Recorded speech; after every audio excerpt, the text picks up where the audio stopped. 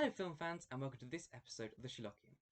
Now, first of all, a very good 2023 to you all, and thank you very much for everybody that supported the channel during 2022. I really appreciate it. Now, with that in mind, I thought I'd start this year with a bang and review one of my favourite documentary series ever, Steve Backshall's Deadly 60. Now, what I really like about this documentary series is it really gets what most people like, particularly I think most men like about science and nature documentaries in general. Generally speaking, most people, particularly children, aren't really interested in kind of long-winded scientific explanations. They prefer teeth and fangs and claws and hunting and predators and the exciting stuff. And Steve Backshall and the Deadly 60 producers in particular really get this, and that's what they focus on. But what I like is it's not just interested in the kind of the big stuff. It also focuses on the little stuff as well. So it kind of has a very broad definition, if you like, of the term deadly. Animals that are not just deadly to humans, but also deadly in their own environments. Now, obviously, it does focus on kind of, your broad mainstream kind of deadly animals, things like great white sharks and orcas. There's a brilliant bit where it has Steve Backshall leaning over the side of a very small inflatable dinghy, filming great white sharks attacking the bait they're holding onto. That bit, I mean, he shows absolutely no fear whatsoever. It's incredible. And similarly, he also kayaks out amongst some orcas and sees them breaching really close up to him. They have some amazing shots with him sitting in the kayak with the orcas quite close, leaping up into the air and smashing back down again.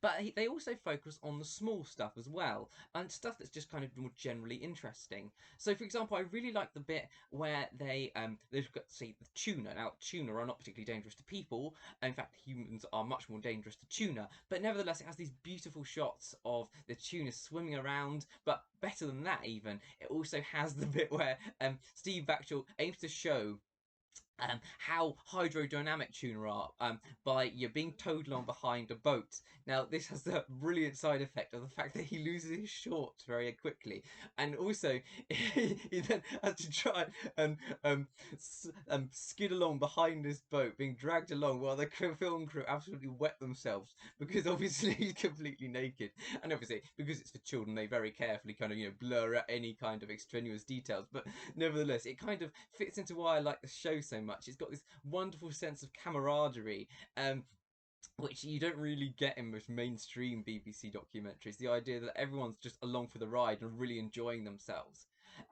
Similarly, there's also another brilliant bit where they decided to go and film komodo dragons in Indonesia, and obviously they aim to show how dangerous these large predatory reptiles are.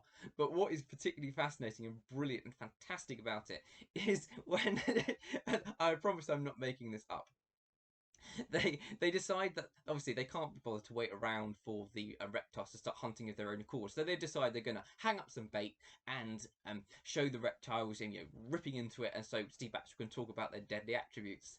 But this has the unintended side effect. They decide they're going to lure the komodo dragons to the bait, and unfortunately, the dragons get quite the wrong end of the stick and end up basically starting to hunt them instead. So they have this brilliant scene, which is so reminiscent of something out of Jurassic Park, with them being surrounded by these large, clearly very hungry-looking predators, and Steve Backshall and these park rangers with these long sticks are desperately trying to keep them at arm's length. And it's really funny. It's quite it's sort of it's what really makes the situation for me is the fact that it kind of fits into the kind of, with the benefit of hindsight, you sort of think, yeah, well, of course that would happen. I mean, what do you think? You're going to lure these big hungry reptiles that clearly aren't afraid of people. They see them all the time.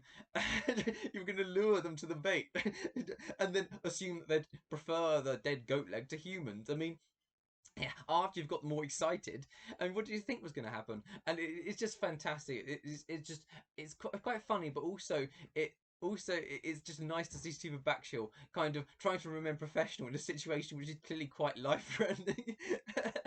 um, anyway, the other bit I quickly enjoy is when they go very scientific and in a very fun and kind of interactive way. So there's this lovely sequence where Steve Backshall decides to show the deadly attributes of 3 different poisonous snakes, and he does this using various different bits of equipment.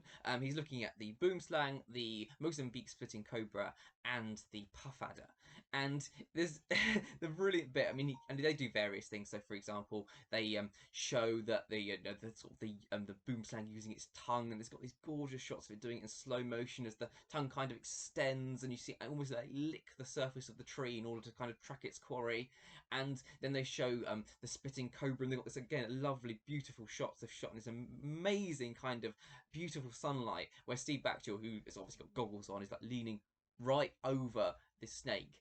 And then once it spits, you see the kind of the venom caught in the sunlight as it kind of sprays up, and you get a really good sense of how the cobra leans backwards as it spits to kind of extend the kind of the radius of the shot pattern, for want of a better word, and also the venom droplets almost look like shotgun pellets as it kind of extends outwards. It's absolutely amazing, really, really pretty. But my favourite bit is when they show you the puff adder striking. Now, obviously, snakes strike so fast that you can't normally see it with the naked eye. And it doesn't look particularly impressive when you see it just bite in the normal kind of vision. But what's brilliant is they show it in slow motion, so you really see the kind of the snake open its mouth, and you get that amazing shot which you always get with vipers in particular, how they have those kind of fangs a bit like flick knives. They extend right forward, and so you get this incredible shot of those venoms kind of those fangs kind of just shivering forward. Just for a split second, and then it bites into the water balloon, which is what they're using for kind of target it. And then you see this incredible shot of this on the snake biting through this kind of globule of like water, which seems to be floating in midair. I mean, I don't know how pleasant it was for the snake, I have to say, because I mean, obviously it got a face full of water. It must have been a little bit of a shock for it, but it seems all right, and it looks amazing. The shot is fantastic. And yeah, also the other bit I particularly like about Deadly 60 is they show the kind of the deadly ratings of these different predators. They kind of all pop up on the screen afterwards, and they kind of give sort of different sort of I think it's out of 5 if I remember rightly. The kind of the rating out of 5. It's a bit like Top Trumps, and again, kind of obviously it fits in well for children, but generally speaking, for like a general audience, I think it's also quite fun. And it's just a really really good kind of visual idea. So yeah, I really enjoyed the show. I think it's fantastic, and it's a really good way of getting children interested in both science and animals. And yeah, I don't know how famous it is in America. So if any of the American viewers haven't seen it, it's freely available on BBC iPlayer, and you can watch it. And it's absolutely brilliant. I think it's about 4 series of it. So there's a lot of stuff for you to have a look at. Um, Anyway, that was the Sherlockian. Thanks very much for watching, film fans.